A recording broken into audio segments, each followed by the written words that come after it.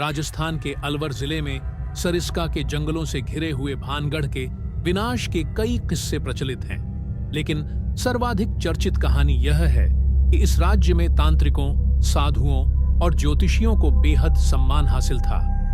महाराजा छत्र सिंह की रानी रत्नावती तीतरवाड़ा की बेटी थी। वह बेहद रूपवती तो थी ही, तंत्र मंत्र की विधाओं में भी पारंगत थी।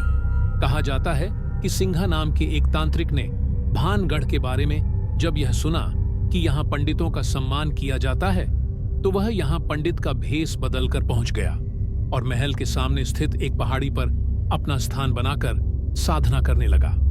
जाने कैसे, कभी उसने पहाड़ी से रानी को देख लिया और उसके सौंदर्य पर मोहित हो गया। वह अच्छी तरह जानता था कि बिना तांत्रिक शक्तियों का प्रयोग किए रानी तक पहुंच पाना भी असंभव है। दूसरे, उसे यह भी पता था कि वह जिसे पाना चाहता है वह कोई साधारण स्त्री नहीं है, बल्कि उसी राज्य की रानी है जहां उसे आश्रय मिला हुआ है। राजा को यदि उसके प्रयासों की भनक भी मिल गई तो उसके प्राण बचाने वाला कोई नहीं होगा। इस सब के बाद भी वह रानी को मन से नहीं निकाल पा रहा था। अंततः इस सेवद्धा तांत्रिक ने अपनी तांत्रिक विद्या के द्वारा ही रानी रत्नावती को वश में करने का फैसला किया। उसने कई बार छोटे मोटे प्रयास किए, लेकिन वह सफल न हो सका। अपनी लगातार असफलताओं के कारण रानी को पा लेने की इच्छा उसके मन में बदला लेने की हद तक बढ़ती जा रही थी। दूसरी ओर सिंघा को इस बात का रत्ती भर भी ज्ञान नहीं था कि रानी रत्नावती भी तंत्र विद्या की अच्छी जानकार है। सिंघा ने रानी की एक दासी को अपनी कुटिल चाल का हिस्सा बनाया। यह दासी जब बाजार से राजमहल जा रही थी तो तांत्रिक ने अपने वशीकरण मंत्र से बंधे तेल का एक कटोरा दिया। राजमहल में पहुंचकर दासी ने तेल का कटोरा रानी के सामने रखा और जो भी घटित हुआ था वह रानी को बताया। साथ ही उस तांत्रिक बाबा का हुलिया भी बयान किया।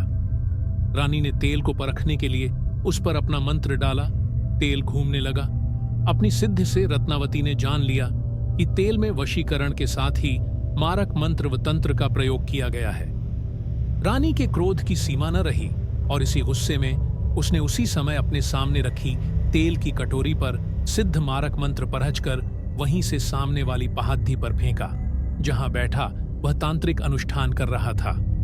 तेल एक भयानक आवाज के साथ शिला के रूप में वहां से उड्ढा और कहर बनकर तांत्रिक के ऊपर टूटा और सिंघा वहीं मृत्यु को प्राप्त हुआ। कहते हैं कि मरने से पहले वह श्राप दे गया कि मंदिरों को छोड़-ढाकर सारा भानगढ़ नष्ट हो जाएगा और सभी लोग मारे जाएंगे।